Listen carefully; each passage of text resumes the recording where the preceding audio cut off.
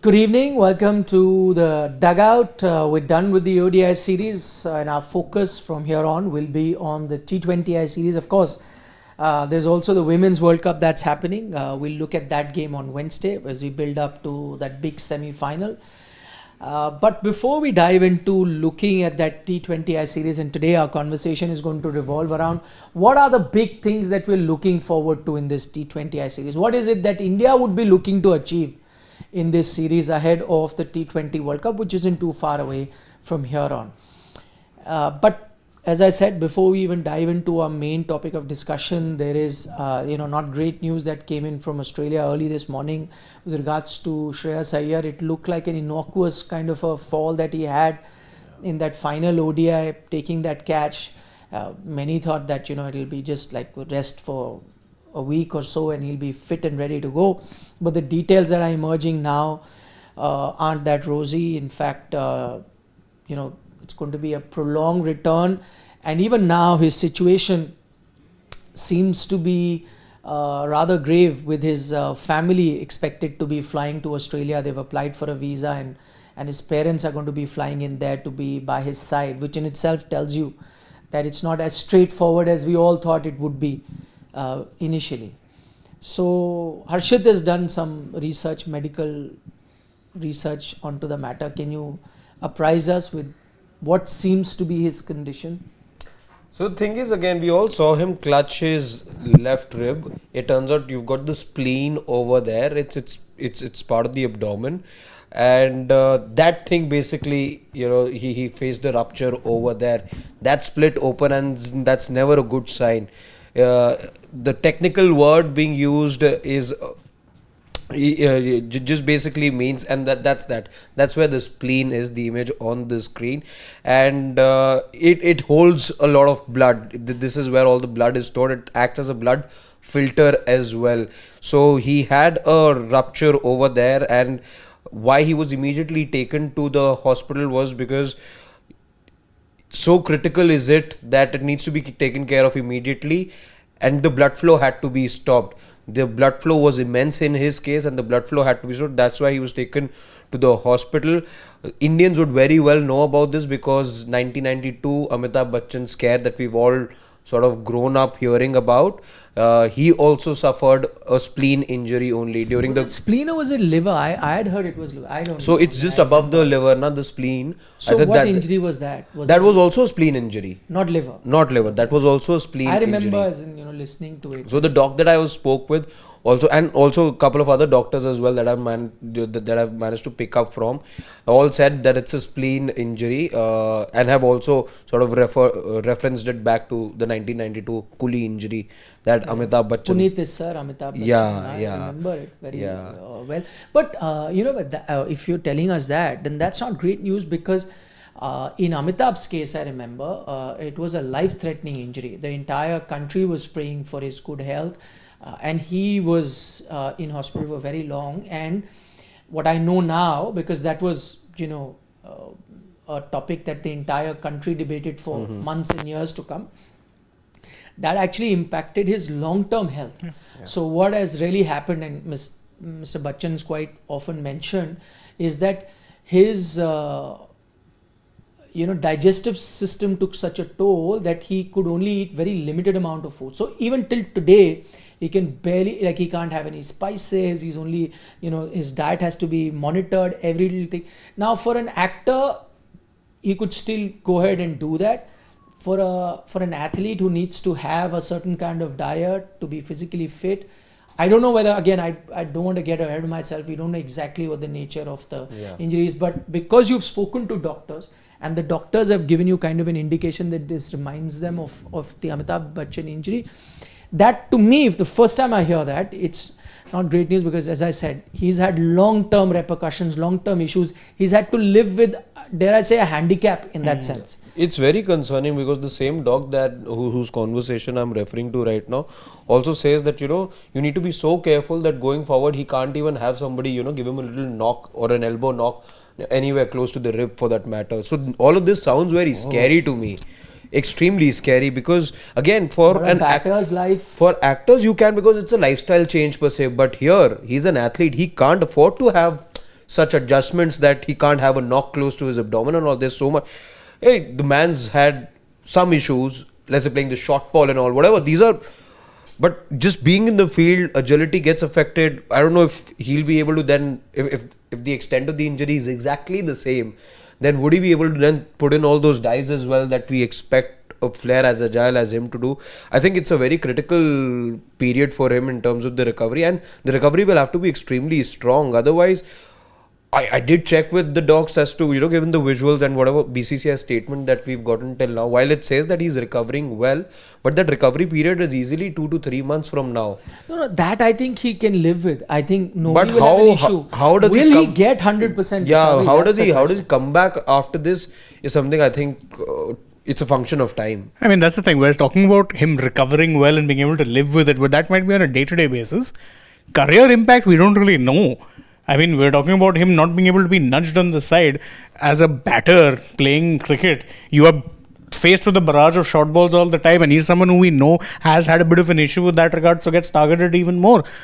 How do you then bat? How do you then field? Knowing that one collision somewhere can end up causing further damages, further complications. At this point, I think him being healthy on a daily basis would be great. And that's possible. Yeah, well, that's the first thing that. If I'm not wrong, I think in the second ODI, did he not get out while trying to play the ball, which is close to? I'm just saying, going forward, if you've got an issue over there and the recovery period is long, then you get so much more doubts in your head, and then it cripples you in a way, knowing that you've anyway had a problem around that region if the ball's coming high. Now that you've gotten that area treated and operated, then it just instills more fear and makes life difficult for you as a batter. Plenty of challenges. I mean, the last thing we should be doing is speculating. So we don't know. That's why we are only referring to the points that Harshit's made, basis what the doctors have said. And we did have a brief medical report that came out that was put out in public domain. That is something that we showed to a few doctors. I think those conversations are up on Sports Today. You can check that out.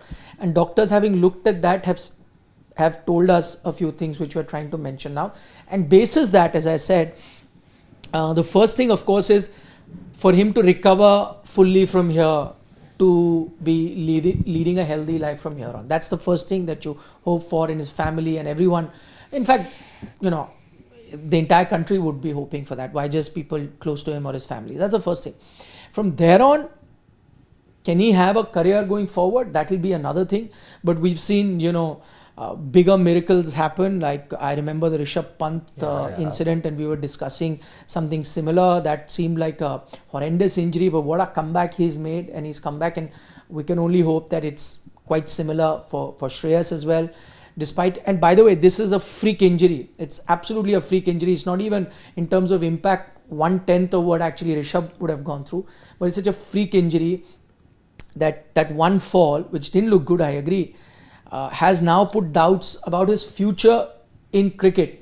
Can he go on to play with a condition like that, if it is indeed the kind of condition that Harshit and the doctors that he spoke to are referring to about that similar thing as Amitabh Bachchan? I hope it's not, because from what we know of what happened with Mr. Bachchan, then having a cricket career from here on looks highly unlikely. If it's not like that, it is slightly different, because each injury, the part may be the same, but the impact and the I fear a future lot of about that injury could be very different. This whole situation is because I was also, and that's a story that we also broke for our family members as well, is that PTI copy that everyone was talking about, and which was preceding to this medical release that the BCCI sent across, is that any sort of a delay at that time in taking SHREYAS Iyer from the dressing room to the hospital could in fact have been life-threatening. Those were the words used in that report. So another thing I remember being mentioned was that his vitals were fluctuating so wildly that they said, no, this is something not right here. You need to get him to the hospital immediately. And when we looked at it, we looked in pain. The impact was definitely awkward. But you thought, okay, at most maybe a bruised rib, cracked rib. Yeah. That's the worst you're thinking at that point in time, right? No one looks at that impact and goes, oh, he's got a ruptured spleen. But because for that you need some other test, right? Exactly. So even a doctor there who would have checked him, would have only checked for like a broken rib or not. And if it's a cracked rib, maybe an X-ray. But I think because his BP kept dropping bleeding and things like that, then you realize maybe it's something different. And that's what happens with internal bleeding. Yeah. You really don't get to see the impact of it unless you've gone through some detailed tests. And I think they rushed him there, and then detailed tests were done. Only thing that worries me is that, you know, the game actually finished on Sunday. Saturday, but it would have been, you know, later in the night. And then you've gone through a Sunday, but you've had to take him to an ICU on a Monday. So, see, usually if it's serious, you go straight to an ICU and then you're looked at. So probably when they went, it wasn't that bad, but things have gotten worse in that, and that actually worries me more than anything else. Well, that's why, and as I said, now we've gotten to hear that his parents are arranging for a visa and flying in. Now that's another thing. The fact that the BCCI doctor has stayed back, the team has moved ahead to Canberra. That's where the T20I series starts. But the doctor has stayed back.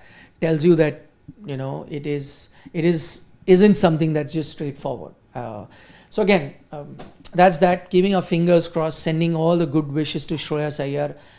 I hope, you know, it turns out to be just fine. Even if the recovery takes 3 months, 6 months, it's fine, so long as the recovery is good and it's 100% and allows him to play what, he's worked so hard and he's had a dream. Remember, this is a time where he's become a vice captain, would have captaincy dreams as well, and he's been doing so well, across format, whether in IPL for the Indian team, and has a long career ahead of him. So we just, fingers crossed, goes ahead and has a wonderful career ahead.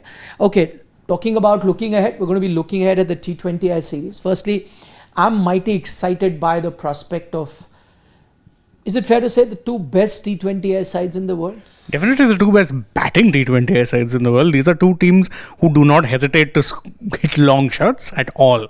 So batting wise, I think you're in for a treat, especially if you get the kind of conditions you expect in Australia, which for white ball cricket, especially T20 cricket, flat, hard, batter friendly. I think you could be in for a very high scoring series, and if I'm a bowler, I'm a little dreading this. The only thing is you would want to prepare those batting pitches, but what we saw, because it's the summers really haven't kicked in. So the onset, so you may not get that yet. Though, truth be told, I don't mind some good competitive T20Is where there is an even contest between bat and ball. I wouldn't mind that either. It also makes the T20 contest very exciting.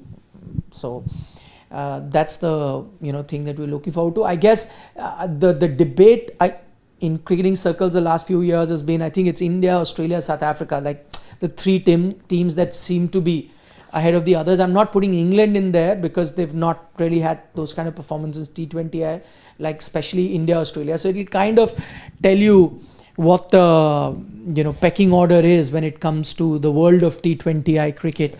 India, of course, are the current world champions, but these are different conditions. You're playing in the Australian conditions, the home team. They've also kind of gone through a bit of a change in their T20I setup, gotten a lot of all-rounders. They bat deep. They also play an aggressive brand of cricket. So it will be fun to watch these two highly aggressive teams, probably the most aggressive batting teams in T20I cricket, going head-to-head. So it's a series that, we're looking forward to it. What we're going to do is talk about 4 big questions that will give us an idea, or the big things that India can gain or look forward to in this particular series. We'll start with question number 1 that we're putting out there for all of you to see in terms of, what is it that that we are looking forward to in this series. And this is the most obvious one. It is the most obvious one. If I'd asked anyone to tell me, it is Captain Surya's form with a bat. Though he's been outstanding as the captain, India has been flawless since the time he's taken over the reins of this Indian team. In the last year and a half, it's been brilliant. In terms of results, the best T20I team on the planet, and the brand of cricket that they've been playing. So that's been outstanding. But his personal form has taken a dip. So how do we read that?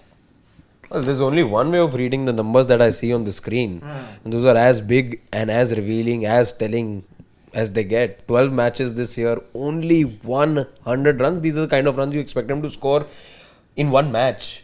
He's done that a few times in his career already. Averaging only 11 at a strike rate of 105. If you were ever to ask how is it that an out of form batter looks like, I think these are the kind of numbers it's going to read. And you really need your captain to be getting back into form. I remember Asia Cup, we were talking about or in fact, let's go back to the England series, because that's when we started seeing the dip in form, and we were all like, okay, it's just a few matches, let's give it time. And then the Asia Cup happened over there as well. There wasn't any improvement, and 12 matches is a decent enough sample size to establish the fact that here's a batter who is out of form and is not looking himself. Clearly, he's not even. This is a pale shadow of Suryakumar Yadav's pale shadow, I would say. Yeah, I mean, look, see, we've been seeing him give us outstanding numbers for 4 odd years now, 5 if you count 2025. But I mean, the law of averages had to catch up with him at some point, and I think it's finally caught up hard. Yeah. After all, this is a guy who was averaging close to 50 and striking it at about a strike rate of 150. So when it's dipped hard. I think more. Strike rate was even higher. Yeah, strike rate was 160, 70 in some cases. I remember. He's been phenomenal. One of the best T20 batters in the world for year in, year out. And I think that slump has finally hit. I don't think it's a coincidence. It's come at a time when he's also got the captaincy duties. Because if you go over how well it is he did for Mumbai Indians, remember, he wasn't the captain. But 2025, he was playing very well in the IPL as well. So I do think the captaincy burden has something to do with it. That being said, I think it's something you'll need to figure out fast. Because that average of 11, strike rate of 105, if it were any other batter, if it was someone who you were having questions over, you'd be panning them left, right and center. It's just very not good at all. Yeah. It's right now become a case of, the player being there because he's the captain. Yeah, but I'm just looking at it and I see no explanation. I know there has been this one criticism that he needs batting friendly pitches, and so Wankhede and so on and so forth, he'll do well. But then I'm just looking at the IPL stats this entire season, and he's had a good run across different venues. In fact, made a record, right? Most consecutive 50s this last IPL. He's averaging a 67 in the IPL that's gone by at a strike rate of 168, and those are phenomenal numbers over an entire season. The sky numbers. Yeah, they are. But my point is that I can't understand. It can't be like, okay, he had a poor run in the same format prior to that, then IPL is great, and then after that he's had a bit of a dip. Of course, I maybe it's also not a great way of judging him, because after the IPL you played the Asia Cup where you did not get, let's say, the best batting conditions, especially latter half. The openers still got good conditions with the ball new first up, and then we saw the pitches weren't very conducive to stroke making. Maybe that didn't serve him well. So maybe one way of looking at it is that yes, he had a dry run before that, but I think IPL rectified his form, and then he had to go to Asia Cup, which probably once again was not conducive to his style of batting. I would imagine, I don't know how the pitches here in Australia are going to be, because as I said, you could still get juicy pitches, very different. But still he would like the kind of batter that he is, who likes to play, sometime behind the wicket, likes the pace onto the bat. These pitches should suit him. So I guess there's enough time to be judging him. I'm not overly worried about his form. Also the fact that the rest of the batters have performed so well across him has taken that spotlight away from him and the team winning. So he can then breathe easy. I think the circumstances are such which can allow him to get back into form. Yeah. I mean, I do think the thing is that, see, I remember even the England series, he was not great. And those were in good batting conditions. Yeah. Those were in very good batting conditions. I remember most of the other batters were there and thereabouts. So I think maybe the captaincy thing, that's just my theory. It's just entirely that, because he was perfectly fine in the IPL where he had no responsibility of captaincy, nothing. He was more than fine. In fact, as you were just reading, he was like himself. He was playing like the sky we know. So I think that adjustment still is yet to come. But I mean, am I worried in that regard? No, because I know there's a good batter there. It's not like, say, his run in the ODI World Cup here, where you're hoping and praying that he clicks in one game, and he clicked in just about one game, and England. You could see throughout that, he was just not able to adjust to the demands of the format. Yeah. Not at all. With T20 though, it's his bread and butter. That was a flustered Suryakumar Yadav who just could not, get head or tail of ODI cricket. We saw that. We all saw that. Here though, I do feel, you take out the 7 matches of the Asia Cup, I think you're left with those 5 matches, and that makes it 12. I think that's the breakup of this particular stat. But I think Surya somewhere will be happy with the fact that now you're moving to Australia, where pitches can be faster than what you've seen in those 7 matches of the Asia Cup. Suryakumar Yadav will like the fact that extra bounce is something he'll have to contend with, as will so many of the other Indian batters. But he would rather be playing in Australia than be playing in those slow wickets of the UAE. I think he'll be relieved on that part, and maybe this is what gets the best out of him as well. Okay, we're turning our attention to the next question that we've got for you, and that is, can Dube be the fast bowling all-rounder that we are so desperately looking for? We've reached a stage where in ODI cricket we are having to do with Nitish Kumar Reddy to fill that slot, who, if you ask me personally, is nowhere close to being a fast bowling all-rounder. Yeah, you can try him on as a batter. He's done well as a batter in Test cricket briefly, and in IPL also. You can look at him like that, but at the moment doesn't show you signs that he can be a fast bowling all-rounder. Shivam Dube on that front looks like a better prospect. Who knows? Maybe in the future in ODI cricket, when Hardik is not around, you may want to look at it. But I think we saw the glimpses of that in the Asia Cup. This particular series where he might also get conditions that a medium pacer may enjoy. Yeah. So could be that series that gives us an insight into that. I mean, see, it's necessary because I think I always say this, with the Asia Cup he was great, but there were also conditions that did kind of suit him just a little bit. There were times where he'd pitch it up full and it stayed low. Then there were times he'd channel his inner Rajat Bhatia, bowling at 120 clicks and then bowling cutters. Of course, 120 clicks was about 10 kilometers faster than what Rajat bowled, but still. No, he reached 130. Yeah, he was reaching 130s also. Which he was not used to earlier. No, previously he was in fact much slower. I'll give you an insight. In fact, I'd spoken to Mr. Gavaskar there about this, that, seems like he's done some work, and initially he also said, yeah, it does look like that. And then later he told me, a few days later, because we had that discussion in a program, he happened to bump into him during practice while he's there, and he said, I asked him that have you worked on it? He said, yes, I have. So maybe there was a conversation that was had with him by the team management that, listen, this is something that you need to work on.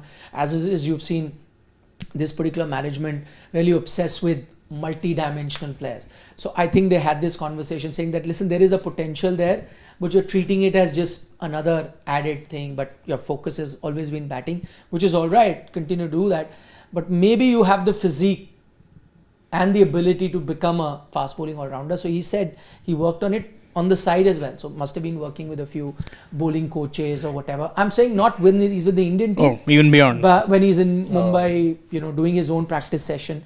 This is something that he's been focusing on, and that showed with that increase in his pace as well. Not just increase in his pace, even his action. I remember when he first came about, his action was wildly different from what it was now. He had Zahir Khan's leap and Rajat Bhatia's speed. That was his action. That was his bowling summed up perfectly. Now though, you see the leap is less, but his follow through. I only have one objection. You're making Rajat Bhatia sound like as Listen, I love Rajat. I love Rajat as a KKR legend. I love that man. Yeah. Absolutely love that man. Very underrated. Supremely underrated. With both bat and ball, by the way. There's someone who could finish games for you also lower down the order. No, I'm just saying that was. So I'm saying, give an example of Stuart Binney and not Rajat Bhatia. Yes, Stuart Binney could also reach and also best bowling figures. Yes, for an Indian in ODI cricket, that's what I was about to say. Yeah, 6 for 4. How much is it? Yeah. Against Sri Lanka. Yeah. Yes, Rana was the captain that time. No, and the thing with him is now if you look at his follow through and everything, see the leap is less, but his action is much cleaner, and that's helped. See, he was always a big strapping lad. He's never had that. Always had that working for him. But what he was lacking at times was his action was not very clean. He wasn't generating much pace. I remember when it was Ross Taylor in that one series in New Zealand who absolutely took him to the cleaners, and that pretty much ended his fast bowling all-rounder career, whatever that was. He's worked hard. I'll give him full credit there. He's worked very hard, worked on his action, remodeled it entirely, and he's reaping the rewards. In fact, I remember even Morne Mockle prior to the tournament in a press conference that said that no, we are asking any one of our players who knows how to bowl a bit, that if you're in the nets, you'd better be stepping up and doing your bowling work. That includes the Shivam Dube. Don't just focus on the batting. I remember there were a lot of visuals in the nets. You'd see even the likes of a Rinku Singh bowling his off spin a fair bit. So that in itself tells you that the current team management loves their all-rounders. So he's been the biggest beneficiary. That being said, Australia will be a bit of a test for him. Because see, we've seen it go both ways. If you're a tibbly-dobbly part-timer kind of bowler, you can either be a Tim David types, and he also doesn't bowl much nowadays, by the way. Barely bowls. So He's doing enough with the bat only. that's what. No? He's doing enough with the bat. But India would need him to be more than that. You need him to be a third pacer, fourth pacer types who can actually chip in. He did it very well in the Asia Cup. This will be a real test. So I'm kind of on the fence, if you ask me. Still. Well, I've seen the progress. There's definitely visible and tangible progress that you've seen with Shivam Dube. Is he still right there? Somebody who you can call a replacement for Hardik Pandya, or somebody who's just pushing Hardik Pandya or just competing with him? I'm not saying necessarily for a place in the side, but perhaps just be in and around in terms of competence level as well. I think Hardik Pandya is just on another level. No, that's not even up for debate. But see, you want to be making more Hardik Pandyas. You want to be going down that road. You want to be building it's somebody. like asking Kapil Dev, why don't we get more Kapil Dev? Well, that's something we've been asking for decades now. So he said, Imagine that in itself tells you how tough it is, by the way. That you had Kapil Dev and that's it. Yeah, so see, that's the endeavor. Let's be honest. You want more and more of these guys, and not just Mone Mokal. I remember Ranton Descartes has also said exactly the same thing, that whosoever's got the ability to do both bat and ball, this is exactly what you need to do to be able to fit in the team, because we do like batting till deep, and we want these multifaceted players. So I think the directive is clear. He has improved, and I like the fact that Shivam Dube has shown good improvement. But with the body frame that he's got and the limited agility, I think that agility is just lacking a bit. The body just doesn't move as agile in a manner as you would like for an all-rounder to be there. I think that's missing, and I don't know if it's down to that height and that frame that doesn't allow him to get to those levels. So work in progress. Let's see how it goes. And he did end up with an economy of under 8, if I'm not wrong, in the Asia Cup, having bowled about 13 overs. One thing I'd like to see exactly how it happened in the Asia Cup is that he be trusted with the ball. I hope there's no dip over there, and he be asked to do the hard job as well from time to time. Yeah, I mean, I just wish he has a great season. I'll tell you why. One, because at least for once you'll have someone who can be a backup to Hardik, which has been not there. We've kept looking, it's not happened. Tells you there is only one of a kind right now, Hardik, who can be a bowler and a batter. We don't have that fast bowling all-rounder. And secondly, I think one-day cricket needs him more so than T20 cricket, because as I said, we are having to do with Nitish Kumar Reddy. I think he can be a better option if he has a good T20I series here as well, because I don't want to get carried away by one good Asia Cup. I want to see another good series. So this could be that series. So if he does have a good series, look at him for ODI cricket as well. Okay, next up is Shubman Gill's T20 form. Remember, Shubman came into this T20I team with having Yashasvi Jaiswal being removed from there, and that didn't go down very well with the Indian fan by and large. Most fans question how can Shubman supersede a Yashasvi Jaiswal in the T20 setup. Anyway, he came in there, had a lukewarm sort of an Asia Cup. So I guess if he really wants to be in this team and wants the critics off his back, this is going to be a crucial series for him as well, because you have plenty of talented players in T20 cricket who are sitting out. I only talk about Yashasvi Jaiswal, who should be there. There's Priyan Sharia, there is Prab Simran. There's so many young kids who are coming up and challenging for that slot. Sanju Samson, who's playing out of position now. Sanju Samson. Who was the incumbent opener and who got like 100. There is a lot. I'm just saying, you never know. Not now, a year, 2 years down the line, who knows? So pressure is going to be there. Yeah, I mean, we're forgetting so many other names. Look at his numbers also. Maybe that gives us. For Surya, we could clearly spell that this is a batter out of form. I think with GILL'S as well. I think if memory serves me right, strike rate still not as much a problem. The intent's there from him, but that's not really. What are GILL'S numbers, please?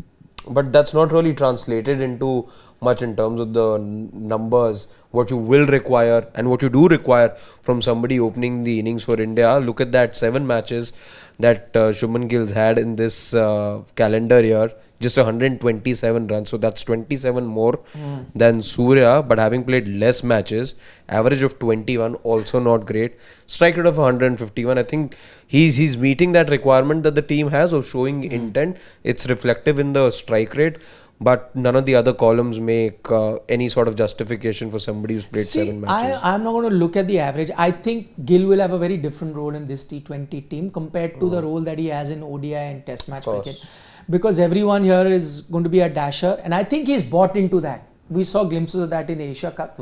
I'm okay with him continuing like that because I'm not looking at all the time that Gill needs to give me big runs. That's okay. So if average remains there, it's okay so long as his strike rate moves up to 170. If it goes there and he's giving you that average, probably you'll take that has to be the trade-off. Yeah. Do we not say the same thing for somebody like an Abhishek, who you know, even if the average is somewhere around 35, 36, the strike rate is 190. Though he needs to improve from 21. Of course. You can't settle in. 30 odd at least your average needs to be. 30 odd, you're in the 150, 60 strike rate, I guess will still do. Yeah. So he really needs to, again, I think that's the other thing. For the long term, he's been looked at as the captain as well. And if he wants to be the captain there after the World Cup, he needs to really start performing because, as I said, other formats may not be too much pressure because you know there aren't too many people pushing you. In T20I, India is blessed with so many talented players that you're going to be under scrutiny. And he was, I must tell you, I was in the Asia Cup and talking to fans and in general gauging the mood. He was under pressure where fans are like, where is Yashashvi? Why don't you get this young kid? I saw in IPL this kid bat at different level.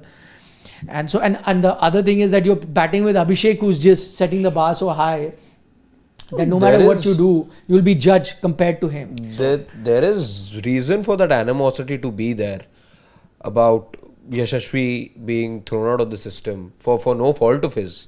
Yeah. See, if somebody who fits into your leadership vision supersedes somebody who's been on merit doing very well, you know, it's a meritorious inclusion of Yashashvi Jaiswal that has now been overlooked. It's bound to make the fan unhappy. Yeah, well, that's what I'm saying. He can just put those noises away, get the critiques off his back if he has a good series. That's the other thing that we will probably at the end of the 5 matches be discussing. Okay, to our fourth and final question. Can India win in non-spin friendly conditions? I'll tell you why this question really came up, because if you see India's recent successes in T20 cricket, whether that was the T20 World Cup in 2024, whether it is the Asia Cup that they've won recently, and I'm only talking about big tournaments, then their successes at home as well, you mostly get flat pitches, but it's still a place where India could go on to play. I remember in that series versus England also, they were happy to play 1 or 2 fast bowlers. They'd actually play 1 fast bowler and Hardik would be the second. Yes. So, and because they could afford to do that, for the very first time, they'll have very different conditions where, that spin choke that India would apply at that T20 World Cup in the US as well as the Caribbean would really work for India. Spin choke that India was applying in the Asia Cup. Pack your team with a Varun Chakravarti, Kuldeep Yadav, they'll do the job for you. You've got multiple match winners there. But now, for the very first time, it'll be your fast bowlers that will need to step up. So that one advantage that you have will not be there. So it'll be a very different kind of challenge for the Indian team, which has been very successful, but very different kind of conditions. I mean, you see, you'll go for a point. I remember we're talking expanding formats here. The Champions Trophy, there were games you were playing 4 spinners. Yeah. Because you were playing 2 full-time spinners and you were playing Akshar and Jadeja. So you had 4 spinners and just 2 pacers, one of whom was Hardik. Now you might have to actually reverse that. You will most likely only need to go with 2 spinners. Now, are you going to compromise and say we're not going to play a single full-time spinner? I doubt that. I think it's basically going to be 1 full-time spinner and 1 all-rounder. So now then the real test comes of the other thing. How do you now fit in your 8-batter this thing? Are you going to play both NKR and Dube? Would that be the ploy you go with? Then play with 2 full-time seamers and Kuldeep being your third. That seems the only ploy, but then does that weaken your bowling? It's very interesting. I don't doubt that India have the batting to succeed here if they get good batting conditions or even tricky batting conditions. I think you've got enough batters who can work their way around, still get you to a competitive total. I'll be interested to see what they do with the bowling combination and whether or not that bowling combination can then actually get the job done on the day, because using bits pieces in, say, Indian kind of conditions where it's usually flat, you can, and if you get spinners who are very good like a Jadeja, Akshar, are not condition specific. They are spinners who will do that one job for you and do it well regardless of where they are playing. Will it work here? You don't know. I don't think you're going to go with these many spinners. Now, can your pacers now step up and do the same job? That's the big question, isn't it? I think Pacers will enjoy this. No, I mean your all-rounders, your all-round Pacers are going to Pacers. enjoy it. I think India had that slight advantage in these conditions. As I said, 2024 World Cup, playing at home, Asia Cup, Champions Trophy, all these areas India went in with a slight advantage. Now that is nullified. Now it's going to be even Steven. You had that one cheat code, if I can say. That cheat code has disappeared. How do you perform from here? That will be interesting. Not to say that this team can't be, but I think it'll be a different dimension that we'll see of this Indian team, which will actually tell you whether they are the best T20I team in the world or not, and are they well-rounded to be performing in all levels. I think that's the one thing to look forward to. Okay, we'll dive into the questions.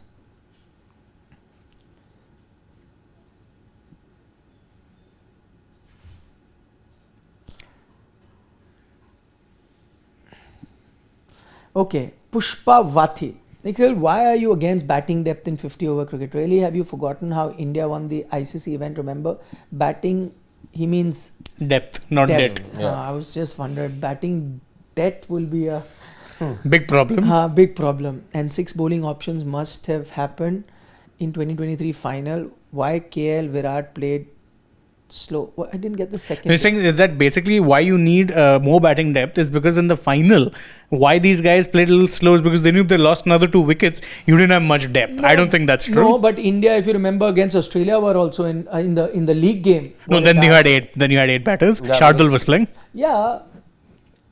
Yeah. No, but I'm saying the approach was very different.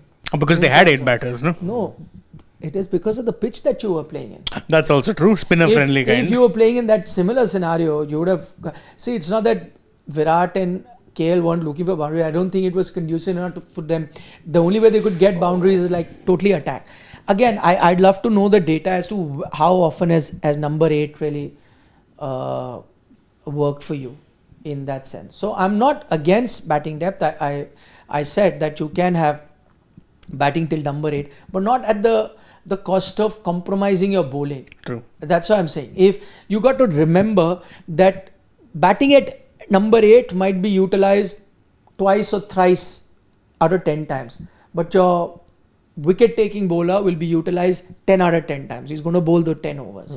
So see the chance, the probability or the math around it. I just think it makes better sense. Yeah, if you've got multiple all-rounders. Also, I'm happy with all-rounders so long as you don't make a match-winning bowler sit out. My point was that match you played in Adelaide, you played with only one bowler who I could look back and say, yeah, he's won you a ODI match on his own, and that was Mohammad Siraj. Arshdeep hasn't done it because he's not played too many ODI cricket. Washington Sundar hasn't done it with the ball that won you games. Nitish Kumar Reddy hasn't done it. Harshit Rana hasn't done it. So you were effectively playing with one match-winning bowler. So in that scenario, I'd like to have a Kuldeep who on a given day can help me do it. Akshar can do it, but again, it's 50-50. Can't do it all the time. He's there because he's primarily a better batter than bowler, I would say. So that's why would you make a match-winning bowler sit out just because you have to fit in batters there? I don't know. If it happens, so I think the team that they played in the final ODI was perfect. But you got batting till 8, you got Harshit there, who you now classify as an all-rounder. Got batting till 8, plus you could fit in a Kuldeep. So you had multiple bowlers who could win your game. Absolutely. Steve Ticolo. Oh, he's addressing something to me. He says, Shane, you suggested trying out Abhishek in ODIs. On what basis do you recommend that? The guy is dropped from Punjab's Ranji squad, yet you want him in long format. I think we're severely mixing formats here. I don't consider ODIs long format, A. So him playing Ranji or not playing Ranji is irrelevant. Second, the reason I was suggesting it is because that there were whispers of it potentially happening. They're not going to be trying him on the basis of his Ranji form. If he can perform well in T20s and they feel they need an option as an opener, they're going to go for him. No questions asked. So it wasn't just my suggestion. There was plenty of talk about it. Steve Ticolo with another one says that Sky's form is directly related to pitches that we have. Sky has not improved his game. He relies on back of the wicket shot. He has developed front wicket But shots. that's not true. Again, I don't think it's directly... The England series was played at home, right? The 5-match England series. He struggled in that, but he had no problem with the IPL. So I don't think it has anything to do with the pitches. He had a lot of shots over extra cover. Exactly. That's one of the reason that he goes Yes, for. and he plays Inside straight out, shots also. Yeah, so I don't know where this analysis is coming from. There is some sort of a, valid point that he makes there, that maybe he. Been figured out a bit, let's say. Exactly, yeah. And that is something that he needs to evolve himself. It's not that he doesn't have the strokes, but I think he started to rely on those back of the wicket shots a bit more. But somebody used to tell him that you have so much. Like, we used to talk about Virat, like outside the off stump, and we used to say that, listen, he has so many other strokes that he doesn't always have to rely. So he's eliminated like Sachin, and maybe in a T20 game or two, you say, okay, this time I'll just eliminate this. Let me play conventional shots. Or I'll start off playing conventional cricket. Then once I'm well set, I'll go for that just to surprise people. Then it works. Not because previously what used to happen, he'd go for that shot and was so effective because there was rarely if ever a field set to it. Now every man and their dog knows that Sky is going to go for that shot. So you set a field to it. Yeah. Easy. Agreed. Abhishek Dhar. Ashish. Sorry, Ashish. Sky on notice post T20 World Cup as he plays one format? Quite likely, especially considering the... no, not just age. Who's your new vice captain? Yeah, exactly. And of course, then you're building up to 2028, then it'll be. Yeah. Shreya. Sure. Is Gambhir the most hated person in Indian cricket right now? Have seen AI reels and edits of him where Rohit and Virat are hitting him with a bat or pushing him, and fans are enjoying. Absolute shame and disgrace. I will agree with the absolute shame and disgrace part. Yeah, in fact, I've seen AI reels of Rohit Sharma bashing up Ajit Agarkar as well. So I just don't get it. And don't go by anything that you're seeing on AI, please, sure. And I trust you not to.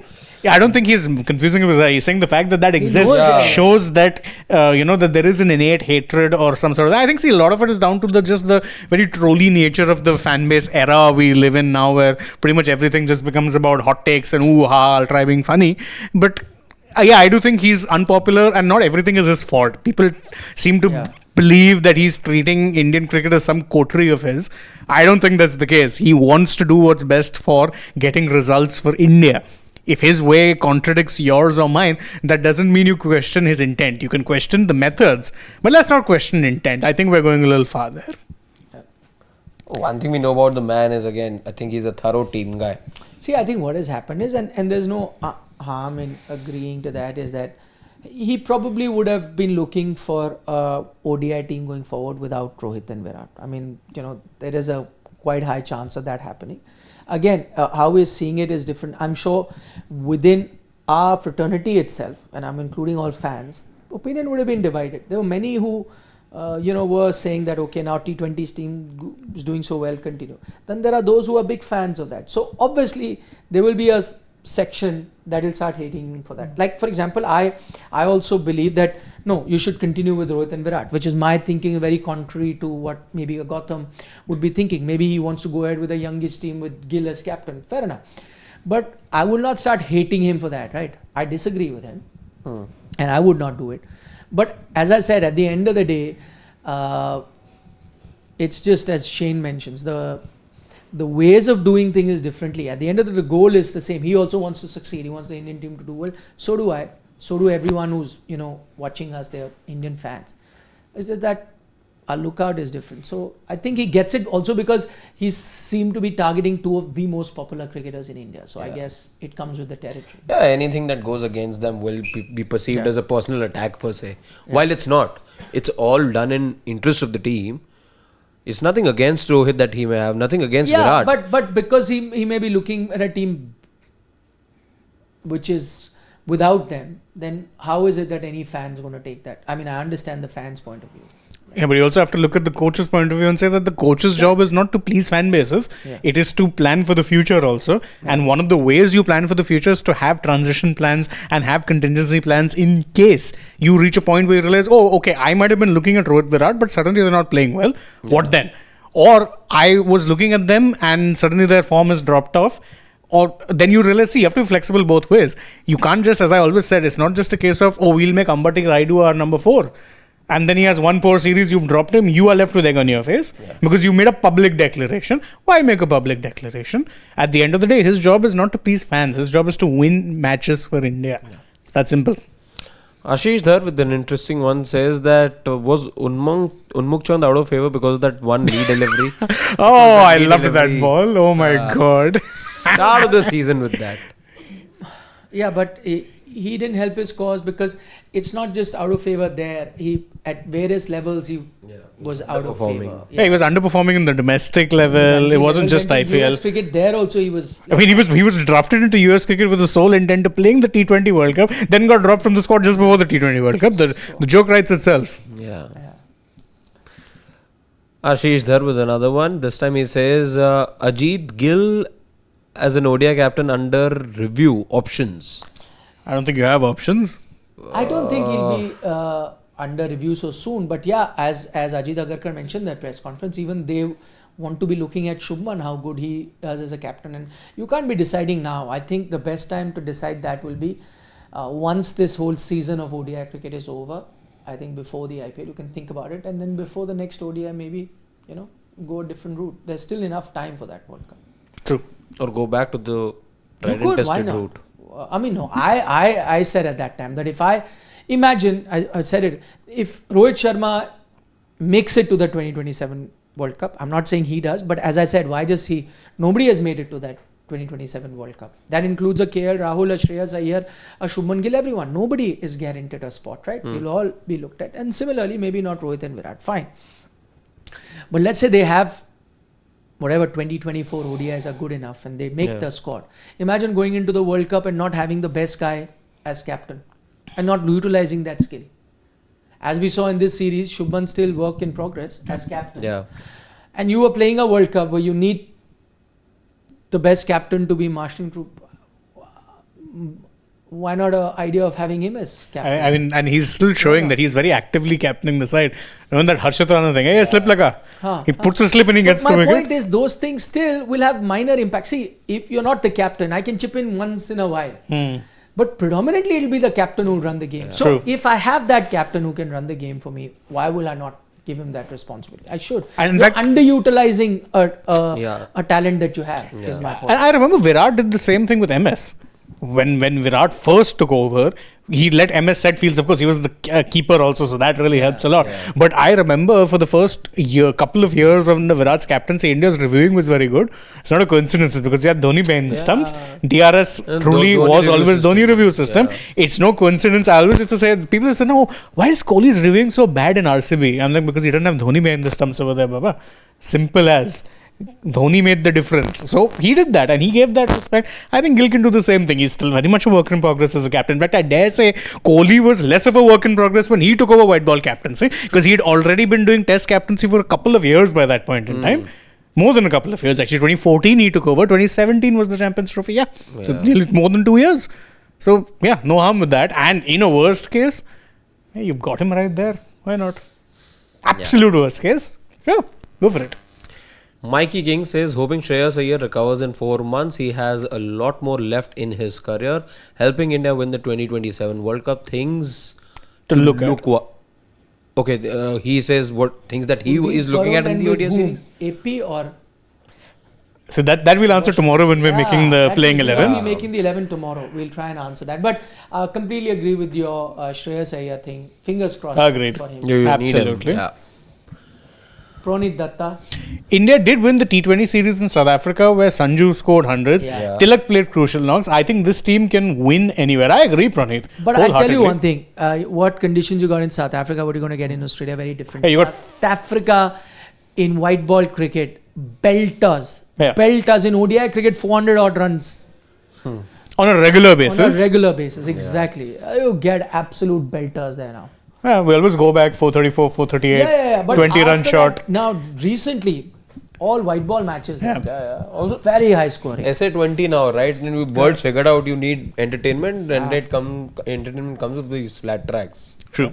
Steve Ticklow says that Hazelwood and Cummins pitch map in the World Cup 23 final versus Sky was a masterclass for all bowlers. How to control Sky. He was clueless against those quality bowlers. I agree. They were very tight. They didn't give him any space whatsoever. Though Hazelwood and any batter, you can say this. It's Hazelwood. It's Hazelwood. He's going to be playing only the first 2 T20Is. Yes, he'll be dropping out of the squad thereafter to play a Shield game in the warm-up. Why? Because the Ashes is the priority. Ashes. I love that, man. I love how they're so frank about it. Hazelwood will play 2. Stark is retired from T20 cricket saying, I want to elongate my test career. Love it. Yeah. Ashes is coming. Cummins is now pretty much ruled out. I mean, he's out of the first test. First he is, just running a race against time now. Yeah, right. Okay, Steve says, Nikhil sir, players always had PR, but is Gigi the first coach to have PR as coach? We can't deny he does have PR considering trends after bad decisions. I don't know, because again, I can't answer that. I haven't seen it up close. But that PR exists is the reality. That I have not. That we know. Across sport, it is happening. So, that is true. Siva Subramaniam says that the number 8 batting is to give a mental cushion so that the middle order batters could take enough risk. Check out Jarrett effect video on YouTube. Okay. Fair. We'll do that. Shiva, thanks. Rakesh Bhushan. Mental cushion. Like these players need mental cushion. And just the freedom, I think. Just the freedom that, okay, there's somebody there. And again, T20 cricket as well. Why are you playing this high octane cricket? Because you know you could batting till 8. Rakesh Bhushan says Rahane is spreading venom on the selectors. Shami has did the same thing. Well, all of a sudden these voices. First off, we have to listen. I know Rahane, people have read the quotes and they read is very explosive. But I mean, this is Ajinkya Rahane. We're talking about those mild-mannered guys.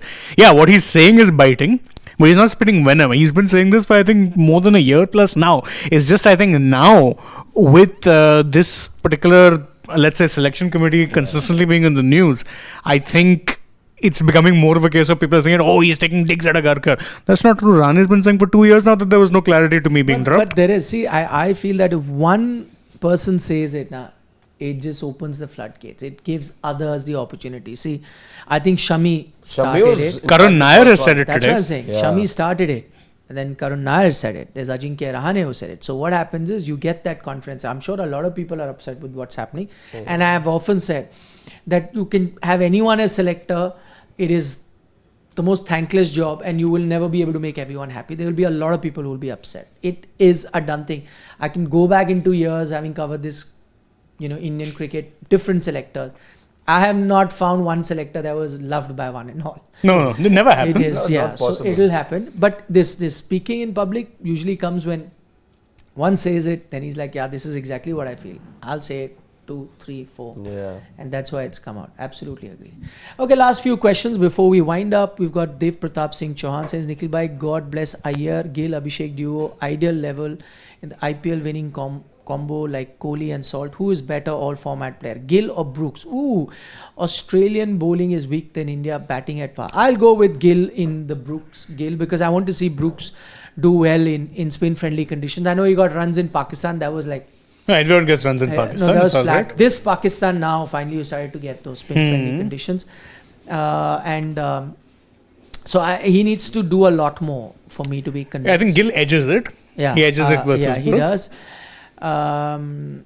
And then of course wishes for IYER. He says God bless. Yes. Rajiv Ranjan says Nikhil bro, waiting for Ashes. Other series are boring. Agreed. We're all waiting for it. You're seeing venom being spewed with the series over a month away. It's really saying something. David Warner going out saying, oh, we're playing to win the Ashes. They're playing for moral victories and stuff like that. So it's already heating up. It's heating up. Indian supporter says, I'm a doctor. Okay, great. Spleen is an organ between stomach and the left diaphragm. Liver is on the right side of the body. Amitji suffered with hepatitis B, bloodborne infection due to blood transfusion, hence the liver. There we go. Yeah. So, what you're trying to say, just to get it, that the hit was in the spleen. It was. But the liver issue was because of that. Because I remember the whole thing of liver. So during the whole infection, I think the blood transfusion, he suffered hepatitis B and so on. Yeah. So we're right in both counts. But thanks for the clarification. Shreyansh wants to know. Yeah, very good question. And I'm going to go very bold with my answer. Sanju Samson.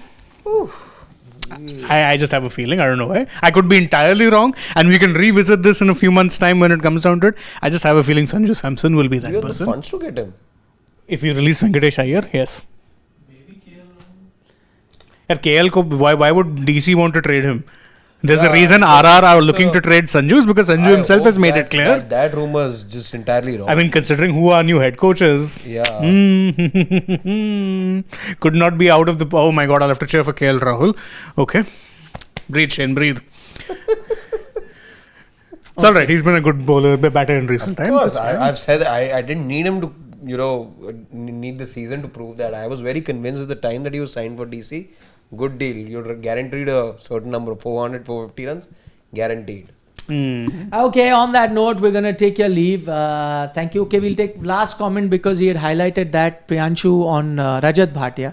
He said, Nikhil sir, Rajat Bhatia became famous for stopping the fight between the two Delhi boys.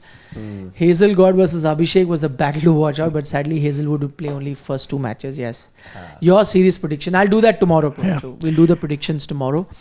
But yeah, I remember that stopping that fight scene as well. That season, by the way, had another underrated moment. People always remember that because, of course, it's Kohli, Gambhir about to go to blows. There was one match where Rajat Bhatia was bowling, bowled an absolute dolly, got smacked for 4, and the camera at that point just happened to cut to Gambhir on the replay. And he said what most Delhi boys would say in that moment. And he had Sunny Ji on commentary. He says, oh, well, Gautam there is saying something that our North Indian viewers will be very familiar with. But they're, same school, modern Barakamba. Yeah. Gautam and Rajat, both. And I think Rajat would have been his senior, technically, in Delhi cricket. Yeah. And so is this young girl, Raval. Pratika. Yes. Same school. Interesting. What happened to you? Bye. No, he was school close to that area. The rival school. Yeah, a lot of cricketing rivalry. He's our SHREYAS here. It's all right. I remember, in fact, it used to be this time where you could just not stand the modern guys, and there'd be, water bottles thrown at each other every time the buses would cross. But they clearly have produced more test level cricketers there. Yeah, they have. You've given King Khan to the country. You can always take. That's your very big flex. Yeah. No, I know that. I think Vivek Razdan studied at Columbus I think he studied in Columbus as well as Sardar Patel.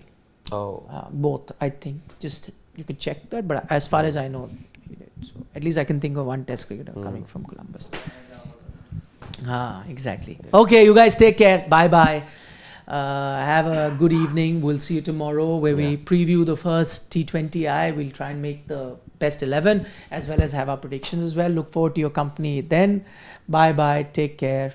Nandri, Shubhratri, Shabak Khair, eat your vegetables. Watch the other videos. And don't trouble your mother. Bye. Yeah. We're short on time. Today time's a bit of a constraint. Yeah. Tomorrow.